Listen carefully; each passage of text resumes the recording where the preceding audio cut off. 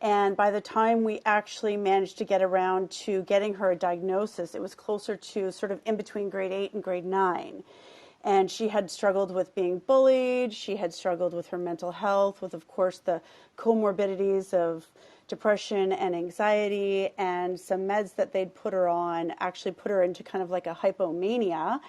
And it was actually her special education and resource teacher at the school that suggested maybe she had ADHD because the meds can do that. And so we took her off the medication and we decided to sort of jumpstart it, and we went for a private psychoeducational assessment for her. And that was when we ended up finding out that, yes, she did indeed have ADHD. And so, through various channels, she had seen social workers, psychologists, and a friend of mine had suggested to me I start going to this ADHD support group. And so I started going, and everything was really starting to make sense. I'd read some books and things like that. And then the coach that ran it, I ended up hiring her for my daughter and then sort of for myself as well.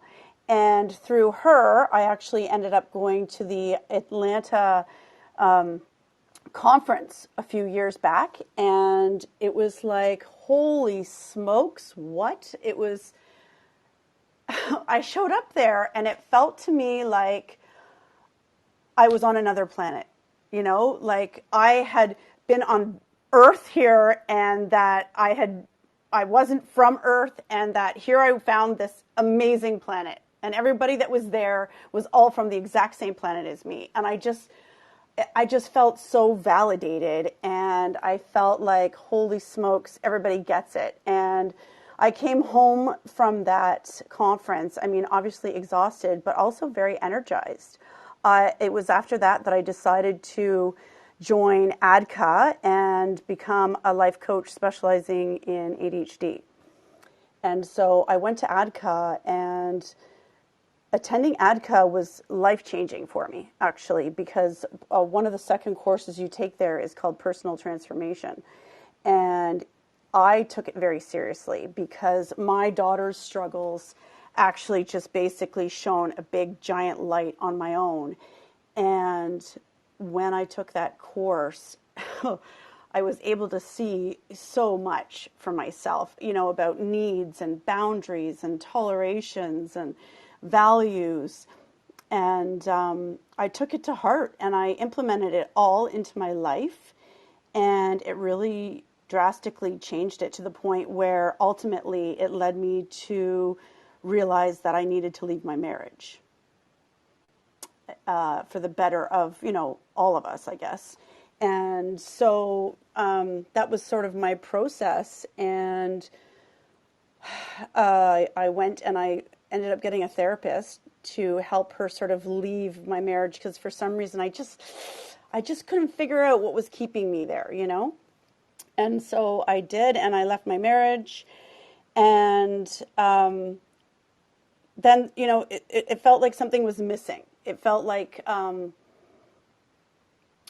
friends were this wonderful support, but I felt like they just didn't get it, right? So I'm a big believer in support groups, if you haven't already figured that out. And so, of course, I joined a separation support group. And through there, I, did some courses on just all about more, just to further progress my personal transformation. And, it was just amazing, the support that the coach gave. It was amazing, the sisterhood and the friendships that I made amongst the women that all sort of understood it and got it. And, but I realized toward the end of my journey with it that I felt like there was a disconnect between the divorce, and the ADHD.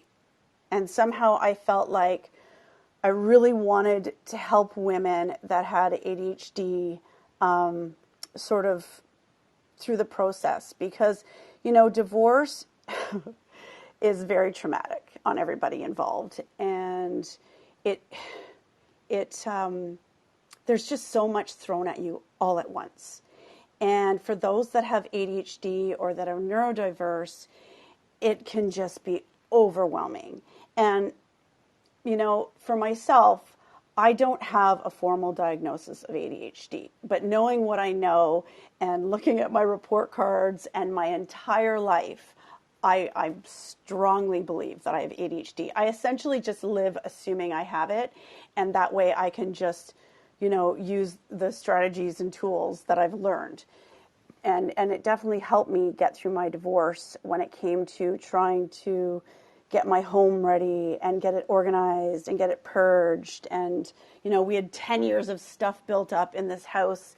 It was a big house with a big storage room, so you can imagine the stuff we had and just all the different things I had to do in order to get through that.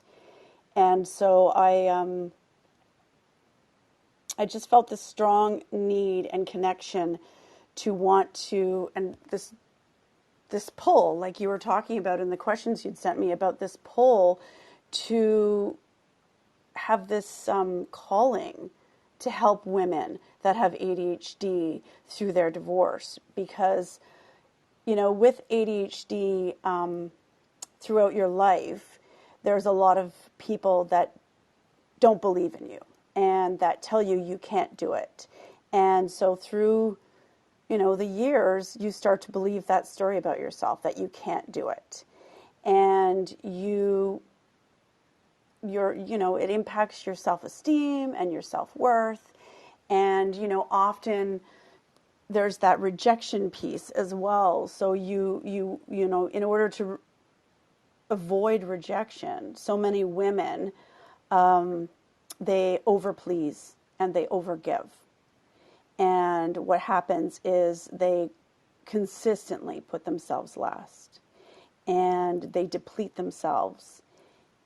And they ultimately, sort of bit by bit, I've said a lot of this in a lot of my posts, is bit by bit they lose pieces of themselves to the point where they don't even recognize who they are anymore. And, I found it that I really wanted to help women with ADHD navigate their divorce, and also to sort of help them, recreate themselves and redesign their lives accordingly. That is so awesome, Natalie. You're doing such a good job. And I just wanted to say, I already got like a DM about, oh my gosh, I'm going through a divorce right now, and this is so helpful. So yeah, thanks for sharing that story. I mean, it takes a lot of vulnerability, and one thing that I've really recognized with women with ADHD is how vulnerable we do allow ourselves to be, sometimes to our disadvantage, but sometimes Mm-hmm. to such an advantage because we share our heart stories with others and it's such a benefit for them. One thing, what was I thinking? As you were speaking, I was thinking about just how difficult it is to get our brains wrapped around things that are important to us because it feels so convoluted. Mm-hmm. And I wanted to say how much I resonated with you when you were talking about going to your coaching training. So Mm-hmm. that's kind of what happened to me. My whole life changed because I was trying to help other people and learning all these things and then recognizing, I have a lot of work that I really want, that I really need to do. In my mind, and it really did transform my life in so many ways. And I love that you had that experience, because it opens your eyes, and it sounds like this has been, a hard journey, but something that has really moved you to a different level in your life. So thank you so much for like sharing the beginnings of that story. Yeah, and so if you want to, do you want to keep? Do you want me to ask questions, or do you want to keep just telling your story? Like I'm fine with whatever. I just wanted Uh, I mean, we to do can that move on on my to the end. next question, unless, you want added details about part of my story. I can certainly do that as well. Well, I think the some of the questions that I have are in like in addition to, you know, part of your story. So one of the things I was thinking was, so what are some of the main pain points that you see with people that you work with? I would have to say a lot of what I already said really is through the years of even going to the support groups and the parents that I met, the different various marriages that existed, and so often, these women, they would give so much of themselves, and they were sort of never giving back to themselves. It was giving to everybody else but themselves. And, and actually, like Summer mentioned, you mentioned about sometimes it's at the disadvantage of how the vulnerability and what it is, so many of these women are such kind, beautiful, compassionate souls. And that their those qualities, as well as some of their ADHD qualities, can actually kind of be flipped by the wrong kind of partners and or friends or family, and kind of being thrown back at them and used against them to create a false narrative. And that's a big deal. And like, let's say the memory problems, right, that come along with ADHD, how in the wrong hands those can really be taken advantage of, and how they can be flipped into gaslighting. And these women can't recall the conversations or the situations 100%, and then that's totally taken advantage of to the point where, oh, they're misunderstood, or oh, it was their fault, and oh, or they're crazy. And so the gaslighting that can happen with them, or similar individuals could also sort of push their buttons because they can be reactive. And so what ends up happening is the buttons continually get pushed, and unless they see the pattern, they're reacting, and then it gets turned around back at themselves about their reactions versus the other person's behavior in the first place. And so a lot of that. And another thing I found is just the just longing to be heard and seen and valued. I think that those in the ADHD world can definitely identify with the fact that much of their lives they just feel completely misunderstood, and that they're trying to be they're measured up according to neurotypical standards and expectations, and they're constantly falling short and feeling bad about themselves, and they have this lens of them. They are looking through this lens at themselves in a very negative way. And so, it can create sort of a lower self-worth, and then they're allowing people into their lives that don't treat them as they deserve to be treated. Yes, I love that. Um, yeah, I've never been divorced before, but my best friend is married to a narcissist, and Yeah. some of the things that you were saying, I can totally see. And she doesn't even have ADHD. She writes everything down. For a long time, when it got really bad, she would write everything down because, gaslighting is a thing, because you feel like you're going crazy because they turn it around and make you feel like it's your fault. And so I totally understand, how that would be a problem with women that are so empathetic. And she's an empath. And women with ADHD tend to really feel, they feel Mm-hmm. their emotions very deeply, and just trying to be that person, and having the depth to them. I can see how much, how hard that would be. Val, did you have any comments or any thoughts? Yeah. Or maybe Yeah. should we cut? You want me to This come I back? don't. Well, no. I guess I'm just like trying to gather my thoughts right now. This is kind of a very raw topic right now for me. Mm. Right, right. So I can talk. You're good. Gather your Yeah. thoughts. Yeah. So, yeah, I think the empathy part, and like you said, with ADHD women, I can totally see how that would be difficult. I mean, as a woman in general, really, that's it. It's can be different because you give and give and give, but having those deep emotions. So when you're working with a client, how do you help them um, through the process and the journey of becoming whole and becoming themselves again? Well, I would have to say, as we all know in the coaching world, that each person's journey will be very individual, and it just depends on their needs. Often, obviously, I would start out by wanting to know exactly what brought them to me and what they felt their needs were, and their struggles, and just helping, initially, just, in a situation like divorce or separation. In the beginning, things are so, I mean, you're essentially in crisis, really. You're just, especially in the, with ADHD, I mean, it's so overwhelming. There's so much coming at you all at once.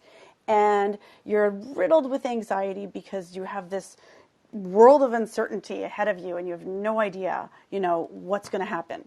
And so, I just want to start out by, hearing them and offering them that warm, safe space so that they can be heard and validated, and and then take a look at what their overall needs are. I mean, often with ADHD, life balance is very challenging. So you go and add something like divorce to it, then it's just total mayhem. And so how can we work together to, first of all, just try and calm their nervous system, and bring them some sense of relief and an idea of where they're headed. And of course, ultimately, what's going to end up happening is that you're going to get in touch with who are they, and who were they, and who are they, and who do they want to become. And just help them sort of recreate themselves, because they have lost bits and pieces of themselves, especially if they've been overgiving, and just putting themselves last. I mean, so many women and moms do that anyways. I think that, I mean, let's be honest, we're just conditioned that way. And so it's like we think we're selfish if we actually put ourselves first. And so I really, want to help my clients to understand how to shift their thinking on putting themselves first, and seeing themselves as important, and seeing their value and their worth. Often, I mean, that's at the pit of it all, really, is the self-worth and the not feeling good enough. Never feeling like they're good enough, especially, if they have ADHD. I mean, they've already sort of grown up with that story, right? And then they've brought that forward into their life, into their marriage, and, even into their parenting. And so, ultimately, I just want to help them sort of understand that they have it within themselves, that part of them is there. Like, they are strong and they are resilient and they are wise, and that I want to help them find that within themselves and understand that it's there and it always was there, and to draw upon it and use it to move forward into their next chapter. And one important thing I really want them to understand, because I think with ADHD, so many times growing up, you just feel like you're messing up and failing at this and that and whatever. And so, I want them to understand that a marriage ending is not a failure. It's not a failure. It's a chance to start over. It's a chance to get back in touch with yourself and to, redefine who you are and who you want to be. And to then, of course, align your life with that and align the people in your life with that as well. As you move forward and as you heal and as you grow, you're going to start to recognize the people in your life that, your relationship with them no longer serves you. They're expecting you to be who you used to be, and you're no longer that person anymore. You've changed and you've grown, and you're not going to put up with what you used to put up with. And so, I want to help them with that as well. And of course, with the ADHD piece, depending on how much they know about their own brain wiring, help them understand that so that they can work with it and not against it and not feel so bad about themselves. I have a question with that, Natalie. Sure. It's something I've noticed, like for me, like a pattern in relationships that I go through. And I think that, a couple of my clients have gone through this as well. Like, it seems like when we're ADHD, like a lot of times people are really drawn to that because we're fun, we're spontaneous, we're Mm-hmm. outgoing, we're vibrant. But then it seems to, really fade into this thing where it's like the thing that people resent about you. Yes, yes, absolutely. It's like it attracts them initially, and then ultimately, it's all they can focus on, right? But one thing I've learned through my own journey and through all the reading I've done and all the research and books and everything is the fact that ultimately when they do that, it's really just them projecting their own stuff. It's not entirely about you and your ADHD and whether you're disorganized or whether you're late or whether you're all these things that some of the complaints can end up being, right? Is that the more they want to pick at you and notice the things wrong with you, what aren't they addressing about themselves? And the same would go for yourself as well, where sometimes, like, okay, as an example, I'm in a fairly new relationship. It's been about a year. And, there's been times where I was starting to notice things about him and it was starting to bug me. But then when I really thought about it, I realized that what it was that there was some boundaries that I needed to set, or I needed to use my voice to speak up about some things. And because I was starting to resent him and notice things about him. But then when I finally got around to it and I spoke to him about it and I took that space for myself, it made a huge difference. Right. Yeah. Sometimes we stifle things within ourselves and then we blame the other people. Right. That totally makes sense. And like I know my pattern was when I'm in that space where I know there's something that I need to speak up to, or something like I'm avoiding bringing up because I'm afraid of that conflict or whatever that Mm-hmm. is, Mm-hmm. I will get so busy. I will keep myself so busy that I'm like distracting myself from that conversation because it's almost like I'm afraid of knowing the truth instead of just suspecting the truth, if that makes sense. No, you know what? And absolutely. And you know what? I think what a good reminder for yourself, Val, is that when you do that, when you stay silent and you don't speak up about things that upset you, you're only betraying yourself.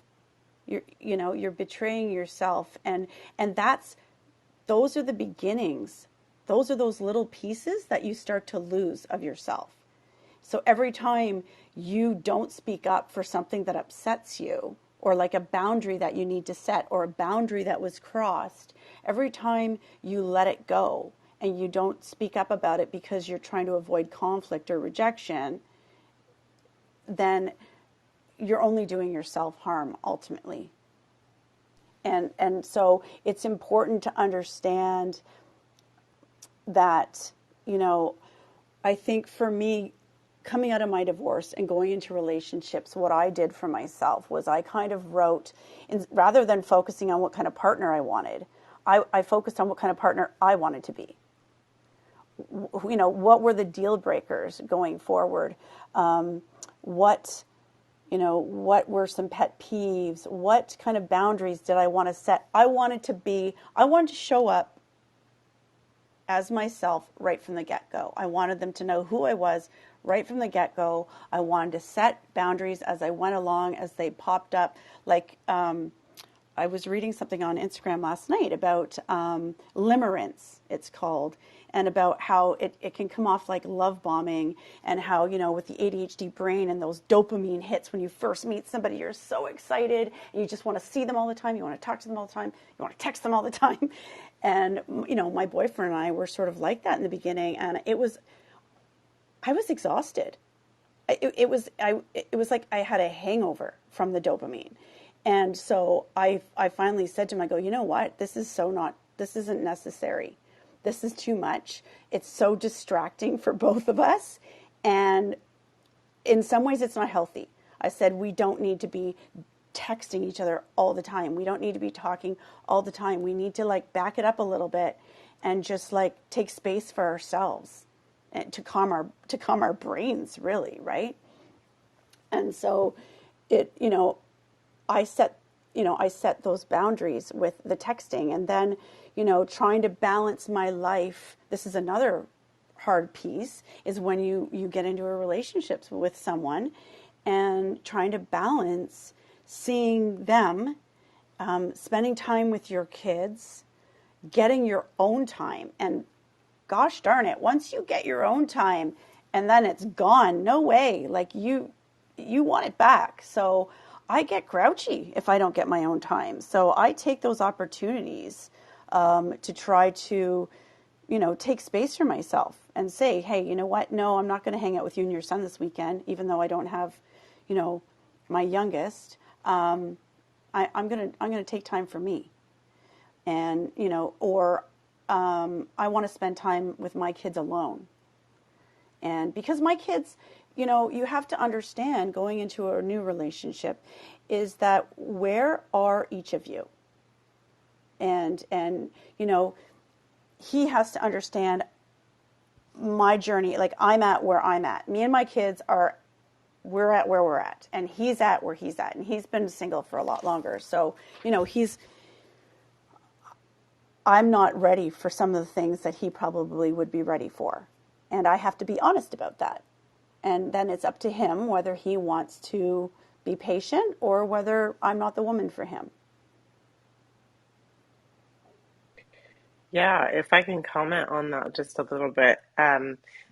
Like the be who I want to be at the beginning is what you Mm-hmm. said. And, you know, Val and I were talking earlier just about how the things that I talked about yesterday, which was parenting, she was like, I was really Mm-hmm. surprised how like aligned like kind of our messages were, even though like she's a business coach and I'm a parenting coach.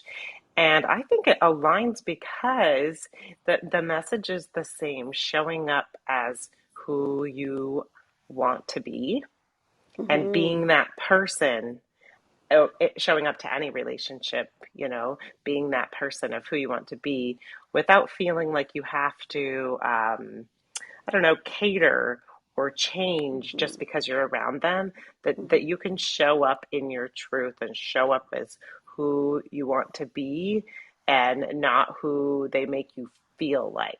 And I always thought of that as like almost a negative thing, like, but it could be like you're saying with the positive as well. Like I love that because think about what that means. That means that, you know, maybe the quote positive or the dopamine hit that you're getting from that newness and that funness, maybe that is too much, you know? So maybe stepping back like you did and that totally served you because you were like, okay, this is too much, even though it's a good thing. You know, too much of a good thing, you know, isn't always like good like we would think it would be. So yeah, I loved that point. Yeah, that was great. You make a good point there in a couple ways, and one of which is that, you know, the with the kids. It's the same with our kids. Like our kids are kind of like dogs. You know how dogs can smell fear? Well, our kids can tell when we're reeking of inauthenticity, when we're not showing up as our Absolutely. Oh, I when just we're have to not say that. yeah, no. When we're Absolutely. not showing up as ourselves. And listen, there's no better way to learn that than when you're in a divorce and if they think that you're making decisions according to worrying what the other parent is going to think. You know, my 10-year-old calls me out on it all the time. Like she is very wise. And it's like, yeah, dang it, you're right, you know, like holy cow, you're so right. And but that piece also with the relationship, you know, and taking that space and showing up, you know, as who you are right from the beginning. It's important because, you know, when I look back on my marriage, you know, I went into it. I mean, I was young. I got married at 20, 27, I guess. I was 27. And, you know, I didn't even really know who I was back then, right? And I was so impressionable and, you know, I had conflict in my childhood. So, you know, my family, let's avoid conflict at all costs, right? So I definitely sort of morphed through the years in order to avoid conflict.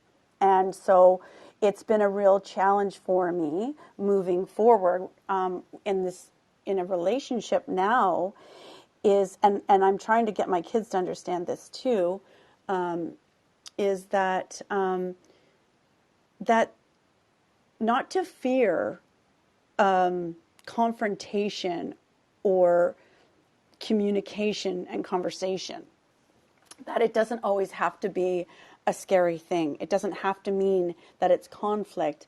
And that, you know, for me in my relationship, it was a tough thing to learn is that, okay, like I can come and speak my mind about what's upsetting me. And, you know, I don't have to worry about how he's going to respond to it. And, you know, when initially, you know, we both kind of trigger, you know, we're both, you know, we both have our own wounds and we both end up triggering through our wounds initially, but then we step back and then we come back and we have a discussion about it, about what, you know, what we were feeling, what emotions came up, what thoughts, and we discuss it and work through it. And then guess what? We actually learn something about each other if we're listening. And then we grow together. Oh, that is so good. That's some good stuff. I mean, even as somebody that hasn't, you know, been divorced but is in a relationship, like I got married when I was 19. So, but I grew up with him by my side. But there was a lot of transitioning. And like you said, when you kind of find what did we talk about? When you want to be who you are at the beginning, like I didn't really know who I was. So, you know, I was lucky enough to be with somebody who, you know, was okay with that morphing of myself, you know, and really working you know, it's interesting because I want to say working together, but honestly, it was a very separate process for me. Um, and I was able to work through some of those things and be who I wanted to be. And I know that it's so hard to say this, and I say this with like respect to my relationship, but I really wanted to be who I wanted to be. And if he didn't like that, I decided that I wasn't going to change who I am to appease him. Now, that sounds harsh, but it isn't intended to be like an F you, you know? It's intended to be like, okay, like you this is who I am. And you know, he changed as well. And so, you know, he is very understanding of some of the ways that I am. And so I give him that same grace, you know, because that's that's part of it. That's part of working together, you know. Hmm. And I've seen so many things like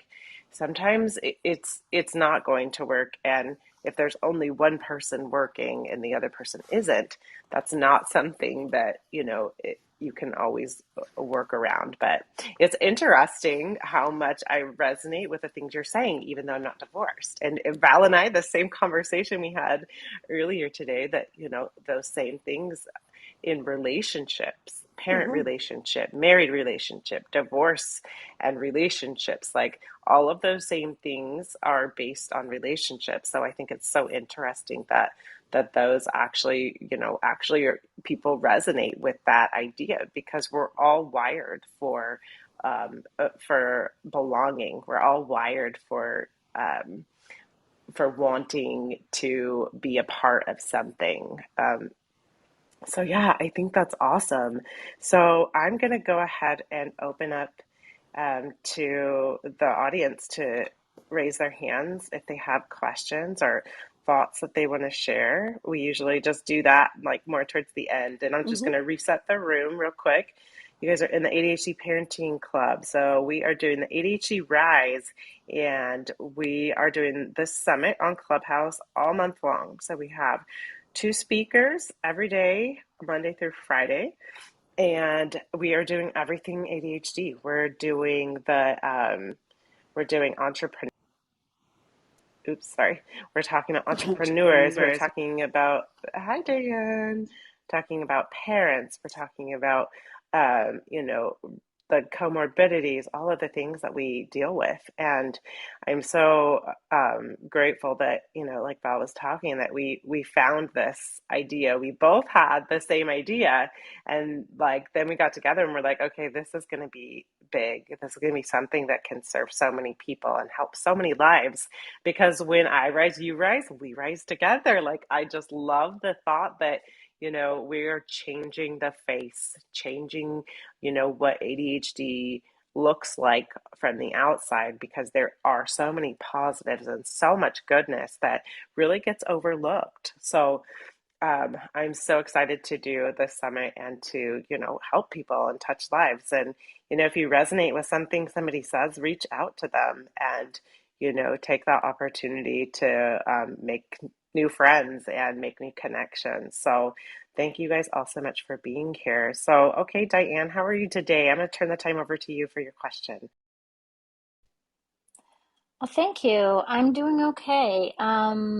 I am ADHD and in the middle of a divorce. And um, I guess my comment for coming up had more to do with just um, grateful to hear the pattern that other people have that I can connect with. So I'm basically just grateful to have a platform to be held for this topic. I feel like my divorce happened more so because I finally learned about ADHD, became confident, and my husband was not comfortable with actually taking responsibility for his part and only enjoyed the marriage while I was taking in the negative comments and gaslighting, etc. And so that's where the shift happened for me. I just it's a little different twist on ADHD and divorce, and I know that a lot of people that are married to someone that has ADHD has these struggles until they find out about them. I'm very sad about knowing that there are things that can be done, and when I present that to my husband, he's saying, "No, that's not something I'm willing to do or accept." So just definitely is a sad place to be when you see that there's a path and the person that you've been with chooses not to go down that path, and it is a journey. And thank you for holding this space. I'm dying on complete. Natalie, you can go ahead and respond to that. Thank you for sharing, Diane. Yeah, you know, I think there's a there's a mourning and a grieving process to divorce, and you know, especially when it comes to something like that, and you know, similar story for myself, to be honest, and you know, it is a real upset when you recognize certain things about yourself and you start making those changes, and then your partner doesn't respond well to them or understand them, or they're not liking who you're becoming, even though you're loving who you're becoming and feeling fantastic, you know. But it does shine a big fat light onto their, I don't know if I'd use the word intentions, but it sort of shines a light on what they were looking for in you and how they wanted to keep you small, and here you are, discovering stuff about yourself, building yourself up, understanding yourself maybe for the first time in your whole life, and feeling great about it all. And then your spouse isn't accepting it. It's a really hard thing to go through. It's a real grieving and mourning process, because you kind of feel let down a little bit. But at the same time, I recall mine being upset at when we talk about showing up as ourselves. He was upset that I changed, that I wasn't the woman that he married, and it was kind of like a deal breaker. And so, I mean, he wasn't entirely wrong. I actually really had changed, because I recognized, I learned how to set boundaries. I learned how to start prioritizing myself. I learned that I was not responsible for his happiness. He was responsible for his happiness, and I was responsible for my happiness. And I think, like I talked about before with women, we can tend to be real cup fillers, and we fill everybody else's cup but our own. And then, here we're walking around all the time with this empty cup, and how do you pour from an empty cup? You can't pour from an empty cup. But the biggest, most important thing for us to understand is that we are our cup. We fill our own cup. We can fill our own cup. And that, our spouses could fill their own cups too. They didn't need us to fill their cups. And so once we stopped filling the cups, it was impactful.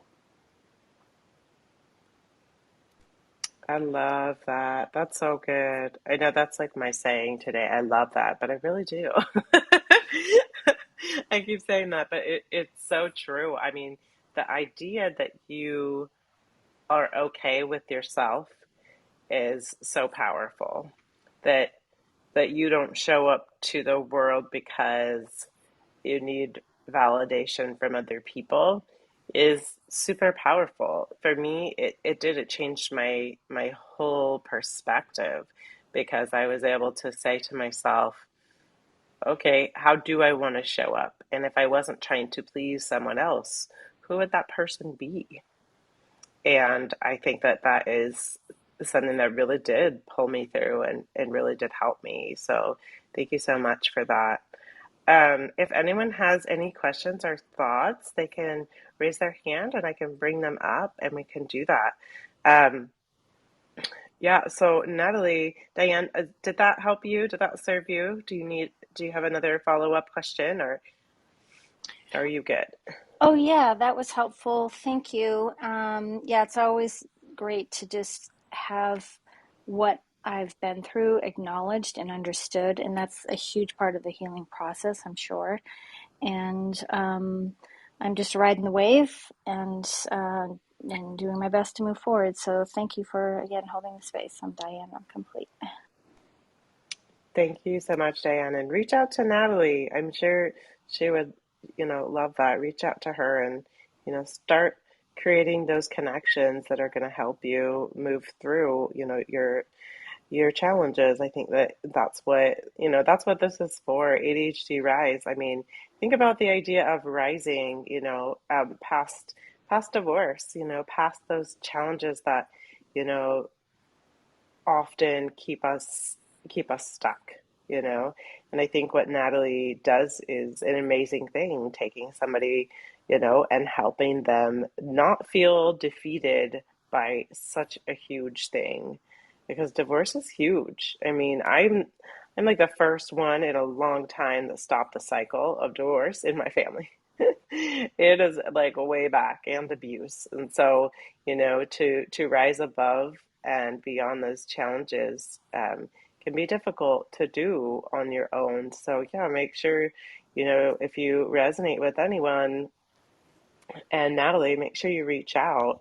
So, Natalie, before we close up, tell us how we can find you, and you know where you're at on social, and you know what kinds of stuff that you're doing to for your business and for your coaching. That was a lot of questions. Just answer where you're at right now. Sorry, I'm a podcaster. I know better than that. So just answer one question. The question is, where can we find you? Okay. Um, okay, so obviously my Instagram handle is at ADH Divorce, so ADHD and then IVORCE. I incorporated the divorce into the D of the ADHD, and so I'm on Instagram. That's probably has been one of my biggest platforms. Obviously, I mean, at one point during my divorce, I kind of stepped back a bit. I kept up my platform, but I wasn't coaching as much because I just wanted to be able to best serve my clients, and I just didn't feel like I was in the right headspace for that. And so I also I'm trying to get out of my own way, so I just started a support group for women with ADHD or not with ADHD, going through separation or divorce on Facebook. It's called Recreating You, and it's an inclusive support group for women. And I also just started TikTok, so I think I have one video on there. And it's also at ADHD Divorce. And I have a YouTube, which is the same name again, but there's only a few videos on there.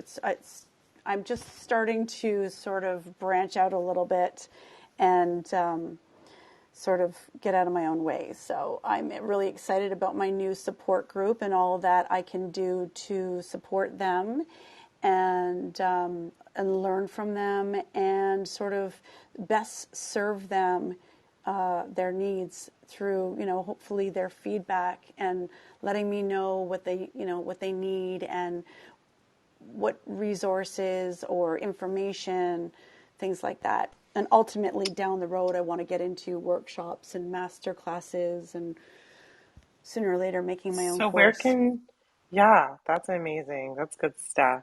Where can people sign up for your support group?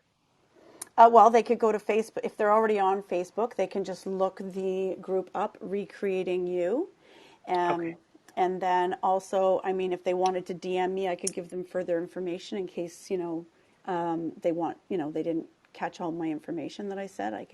They can DM you or they could DM me, whatever. And Awesome. yeah.